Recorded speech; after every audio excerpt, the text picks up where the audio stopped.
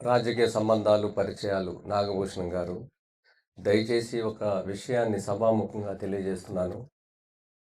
ఆంధ్రప్రదేశ్‌లో మనం ఇందాక చెప్పుకున్న పంటల్లో వరి, చేపల చెరువులు, అప్‌లాండ్స్‌లో ఎక్కడుంటే పత్తి. ఇంకొక నష్టం ఏంటంటే తాడి చెట్లని తెగ నరుకుతున్నారు.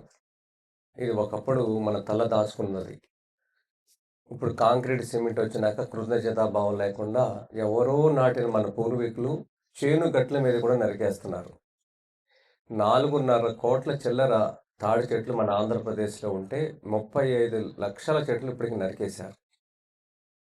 500కి లేతే ఉచితంగా ఇటుక బట్టి వాళ్ళకి ఇచ్చేస్తున్నారు. ఇది తాడి చెట్టు లేకపోతే మన మనుగడ ఉండదు. ఎన్నో లింక్స్ ఉన్నాయి దానికి, ఇంటర్నల్ లింక్స్. తాడి చెట్టు మీద అన్ని మీటింగ్‌లో చెప్తున్నాను, మళ్ళీ చెప్తున్నాను. కాకి నివాసం ఉండేది వేప చెట్ల మీద, తాడి చెట్ల మీదే గూడు కట్టుకునేది అది. అది గాని అంతరించిపోతే కాకి వేప గింజల్ని స్ప్రెడ్ చేసేది కూడా పక్షి అదొకటే. కొన్ని వందల గింజల్ని స్ప్రెడ్ చేస్తదది. మనకి భవిష్యత్తులో రేపు భూతాపం పెరుగుద్ది వేప చెట్టు లేకపోతే ప్రాణవాయువు అందదు. దీన్ని ఒక ఆదాయ వనరుగా మలచడం అనేది చేయాలి. తాళి చెట్టు గురించి మొన్న చాగంటి గారు గురుగారి దగ్గరికి వెళ్తే ఒక మాట చెప్పారు. తాళి అనేది మనకు కడతారు కదా! తాళి అనేది బంగారు బిళ్ళ కాదంట. దాంట్లో తాటాకు పెడతారంట. అది తాళి అంట. అంత గొప్పదంట ఆ చెట్టు. తాళిబొట్టు అంటే బంగారు బిళ్ళ అనుకున్న నేను కూడా. కాదంట. దాంట్లో తాళి పెడతారు. తాటి ఆకు పెడతారు. ఇది ఈ చెట్టును బతికించుకుంటాకి మనకున్న రాష్ట్రంలో అన్ని ప్రధాన దేవాలయాల్లో, స్థానిక దేవాలయాల్లో బుట్టల్లో ప్రసాదాలు ఇవ్వటం అనేది మొదలుపెడితే దీనివల్ల చేతి వృత్తులు బతుకుతాయి. ఆ చేతి వృత్తుల ద్వారా కొండకి ఒక పవిత్రమైన వస్తువు వస్తుంది. తాడి చెట్టు బతుకుద్ది. అలా గాని మార్చగలిగితే తాటాకులతోనే ఒకప్పుడు ప్రసాదాలు జరిగినాయి. 95 ఏళ్ల ఒక పెద్దావిడని కలిసాను ఈ మధ్య. మా చిన్నతనంలో కొండ మీద తాటాకు బుట్టలతోనే ప్రసాదాలు వచ్చాయని చెప్పింది. అంటే ఒకప్పుడు ఉన్నది ఈ ఆనవాయితీ. మళ్ళీ దీన్ని మధ్యలో క్యారీ బ్యాగ్‌లు వచ్చినాయి. మధ్యలో కంపెనీలు వచ్చినాయి. ఎంత పవిత్రమైన లడ్డూని ప్లాస్టిక్ కవర్‌లో పెడతాం కన్నా, మళ్ళీ తాటాకు బుట్టలో పెట్టామనుకోండి, 25,000 మందికి మనం ఉపాధి చూపించొచ్చు మన రాష్ట్రంలో మహిళలకి. ఒక వర్గానికి సంబంధించిన వాళ్ళకి చూపించగలిగితే, రేపు మనకది ఉపయోగపడతది. క్యారీ బ్యాగ్ అనేది ఒకళ్ళకో, ఇద్దరికో ఉపాయం దొరుకుతుంది. కానీ భూమిని ఆక్రమిస్తుంది. మొన్న 4 రోజుల క్రితం చైర్మన్ గారు సమయం ఇచ్చారు. నన్ను ఆయన తీసుకువెళ్లారు. మన రాధా మనోహర్ దాస్ గారు పరిచయం చేశారు. రేపు 4వ తారీఖున చైర్మన్ గారు రమ్మన్నారు కొండకి. ఏమేమి ప్రతిపాదనల గురించి. ఇది మనం ఈ తాటాకు బుట్టలది నేను ప్రధానంగా చెప్పాను. అలాగే ఒక ఇన్‌స్టిట్యూట్ పెట్టి తిరుమల దేవస్థానం వాళ్ళు తాడి చెట్లు ఎక్కడైతే ఉన్నాయో ట్రైనింగ్ ఇన్‌స్టిట్యూట్ పెట్టి ఈ ఈ అల్లికలు నేర్పిస్తే తమిళనాడులో ఒక ఆయన ఉన్నాడు ముత్యపాండ్యన్ అని. ఆయన వయసు 70 చిల్లర. ఆయన ఒక్కడే తాటాకు కమ్మ ఉంటది చూసారా? కమ్మ.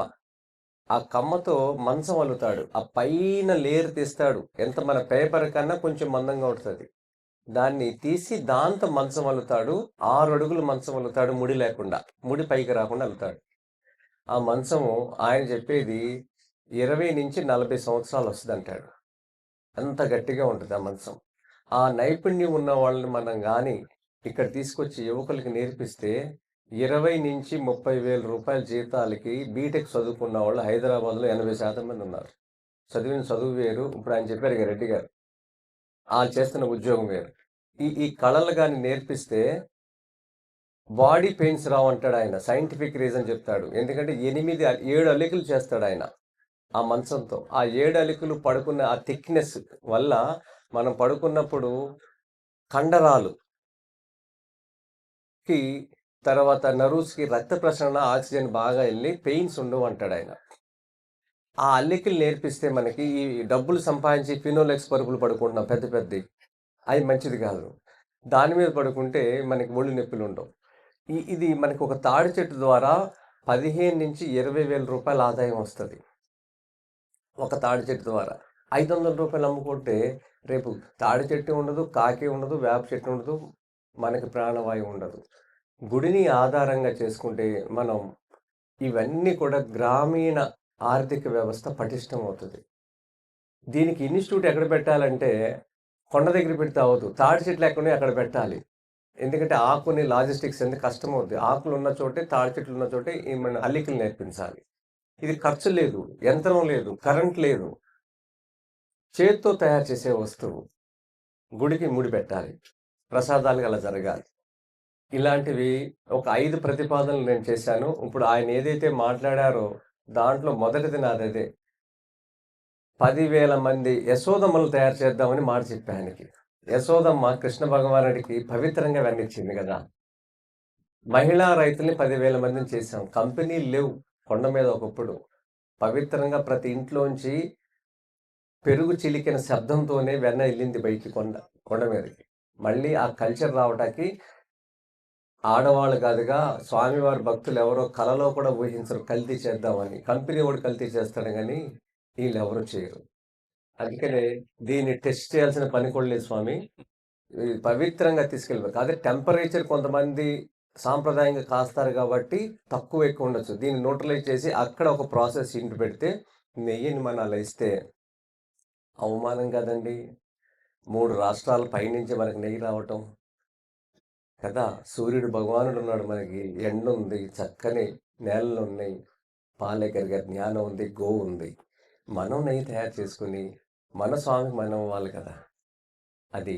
మూడోది ఏంటంటే, మీరందరూ కూడా కనీసం మీ అబ్బాయిలకి, మీ అమ్మాయిలకి, కొడుకులకి, కోడళ్ళకి, అల్లుళ్ళకి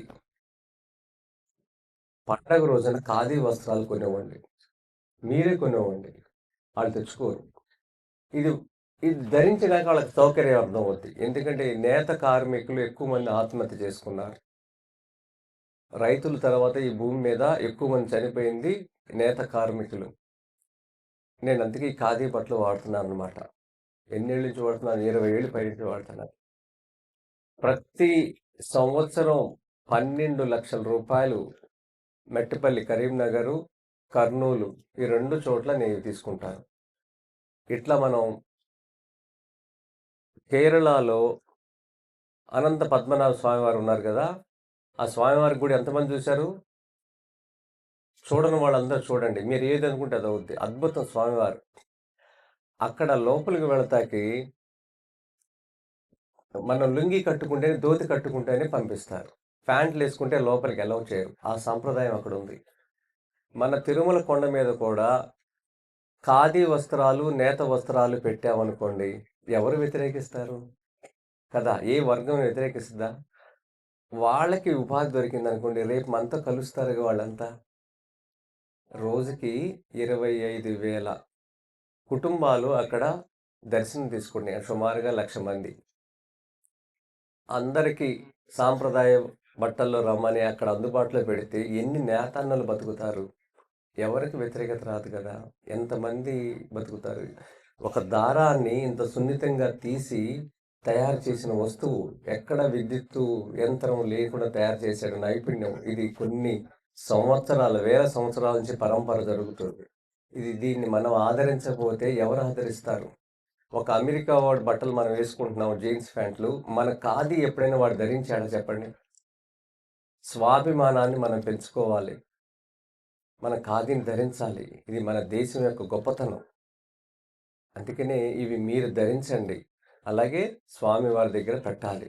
ఇలాంటివి ఒక 5 ప్రతిపాదనలతో మీ అందరికీ చెప్తున్నాను. మీరందరికీ ఎందుకు సభాముఖంగా చెప్పానంటే, జరిగే ఈ 4 రోజుల కార్యక్రమంలో ఒక మంచి జరగాలని తెల్లారి లెంగానే ఆ నేల తల్లిని మీరు స్వామిని మొక్కుకోండి. నా రాష్ట్రం బాగుండాలని మొక్కుకోండి.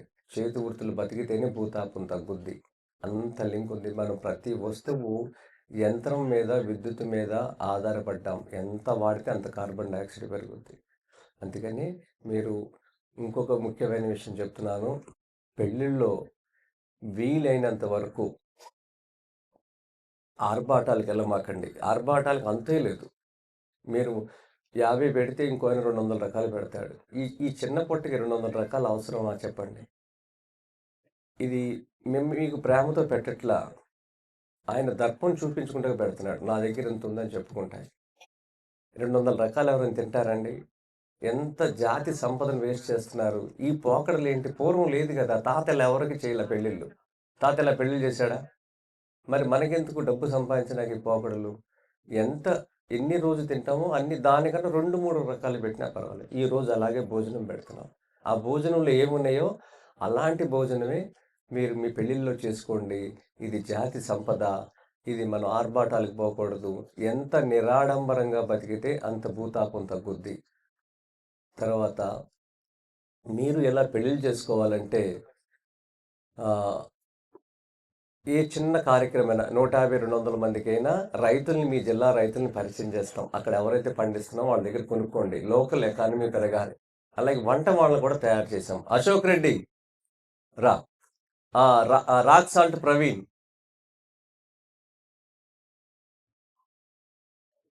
ఈ రాక్ సాల్ట్ ప్రవీణ్ కూడా మనందరం ఉప్పు గురించి ఎవరు ఆలోచించట్లా. ఉప్పు ఇలా ఫ్రీగా పడతాకి ప్యాకెట్‌లో ఉప్పు కొంటున్నాం చూసారా? ఏది రాక్ సాల్ట్ అని, పింక్ సాల్ట్ అని. ఫ్రీ ఫ్లో పడుతుంది చూసారా? ఫ్రీ ఫ్లో పడకూడదు. ఇది మీరందరూ గ్రహించండి. ఫ్రీ ఫ్లో పడిందంటే దాంట్లో కెమికల్ ఉన్నట్టు. ఉప్పుకున్న గుణం ఏంటంటే వాతావరణంలో తేమ తీసుకుంటే గడ్డ కట్టుద్ది. గడ్డ కట్టాలి. మనం గడ్డ కట్టకుండా కంపెనీ వాళ్ళు ఉప్పు కొంటున్నాం చూసారా? ఇది యాంటీ క్రాక్ ఏజెంట్ అని దాంట్లో కెమికల్ కలుపుతారు. ఫ్రీగా పడతాకి. ఆడవాళ్ళంటారు ఇలా ఫ్రీగా పడితే సులువు అనుకుంటున్నారు. మనం పడిపోతాం ఆ ఉప్పు వాడితే. కొంచెం నూర్చుకొని మళ్ళీ ఏసుకోండి. ఆ ఉప్పు కోసం ఆయన తెలుగు రాష్ట్రాలు మనందరి కోసం ఎక్కడ పంజాబ్‌లో ఫ్యాక్టరీ పెట్టి 2 రాష్ట్రాల్లో ఉప్పిస్తున్నాడతను. అతని పేరు ప్రవీణ్.